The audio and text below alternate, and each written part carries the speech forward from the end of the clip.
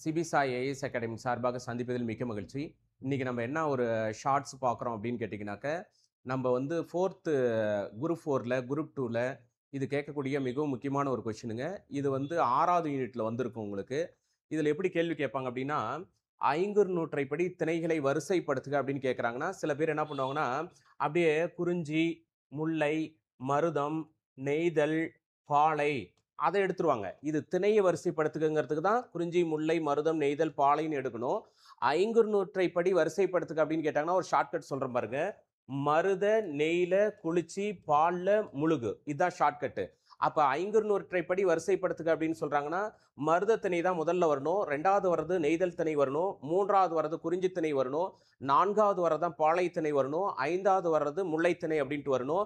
அப்ப இத ஷார்ட்டா மைண்ட்ல வச்சுக்கிறதுக்கு தான் மருத, நெய்ல, குளிச்சி, பால்ல, முழுகு. ஷார்ட்டா சொல்றேன் பாருங்க. மருத, நெய்ல குளிச்சி, பால்ல முழுகு அப்படிங்கிறது தான். இது எப்ப நம்ம எழுதணும் அப்படின்னு கேட்டாங்கன்னா, ஐங்குறு நூற்றைப்படி திணைகளை வரிசைப்படுத்துக அப்படின்னு கேட்டாங்கன்னா, மருத, நெய்ல குளிச்சி, பால்ல முழுகு அப்படிங்கிறது தான் ஷார்ட்கட்டு. ஆனா நெறைய பேர் தவறு எப்படி பண்றாங்க அப்படின்னா, குறிஞ்சி, முல்லை, மருதம், நெய்தல், பாலைன்னு அடிச்சிடுறாங்க. திணைகளை வரிசைப்படுத்துகனா தான் குறிஞ்சி, முல்லை, மருதம், நெய்தல், பாலைன்னு அடிக்கணும். ஐங்குறு நூற்றைப்படி திணைகளை வரிசைப்படுத்துக அப்படின்னு கேட்டாங்கன்னா, மருத, நெய்ல குளிச்சி, பால்ல முழுகு. மருத திணை, நெய்தல் திணை, குறிஞ்சி திணை, பாலை திணை, முல்லை திணை அப்படின்னு சொல்றோம். இது போல சிபிசா ஏஎஸ் அகாடமில நிறைய ஷார்ட்கட் கொடுத்துருக்கிறோம். மீண்டும் இன்னொரு ஷார்ட்கட் சந்திக்கலாம். ரொம்ப நன்றி.